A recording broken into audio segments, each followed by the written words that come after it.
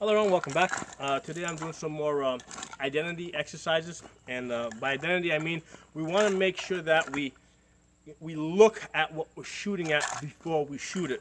Now most of the time when we're shooting, we start off facing the target, and we already know in advance, what we're going to shoot and where it is. So what I do is I do an exercise with people that I have them, start off by looking away from the target that they're going to be shooting. And when I call threat, what they're going to do is they're going to turn, they're going to look at it, then turn around, come up, okay, and then do the scan and assess from there. So by having them start off by looking in the opposite direction, I'm forcing them to look at the target. Okay, then we're going to turn and step. By turning and step, I'm also getting off myself, offline. So as I turn, I'm not just turning on a dime. I'm basically also stepping to the side, so if there's any incoming fire, hopefully it'll go to my last known position. So I'll call threat, they'll turn, they'll identify, come up, okay, do that scan and assess, okay? And this is something that you can also do, in combination with other drills that you normally do. You can do this, moving to cover and shooting. So identify, move to cover, do a squat position, okay? So you can do that. You can do, rifle pistol transitions. Identify, come up, fire shot. Okay.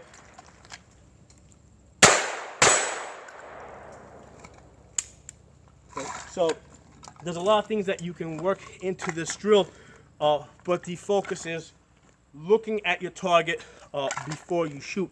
And like I said, starting off by looking at a different direction, really emphasize it. Because if I start off let's say at the 90 degree over here, I can kind of see it out of the corner of my eye. So I'm kind of looking at it, but I'm not really looking at it. I want to basically, make an effort to really look at it and take that information in through my eyes and into my brain and process it. A good way to do this drill is do it with a partner.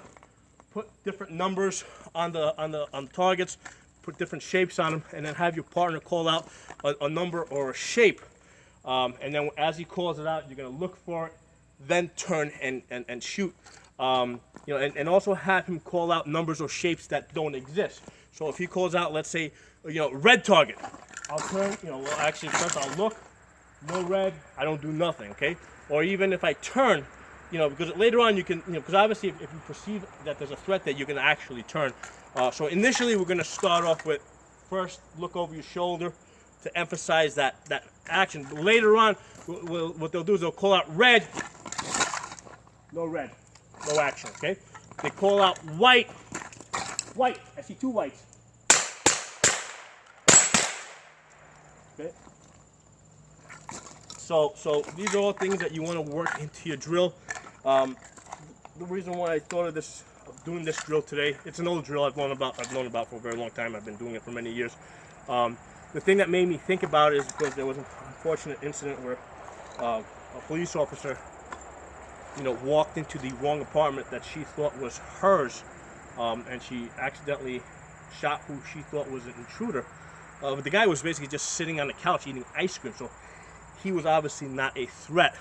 So she didn't take it. She didn't take that second to look at him and really identify who he was and what he was doing before she took action. Now, I think one of the things that played a big role in this is that, and I've seen this over many years as a range safety officer, right? As a range safety officer over the last 15 years, I've traveled around a bit, so I've seen how a lot of police officers train, and or not specifically when they're training, but when they're just shooting, right? When they're just doing their practice, and a lot of police departments only require that they go to the range like twice a year.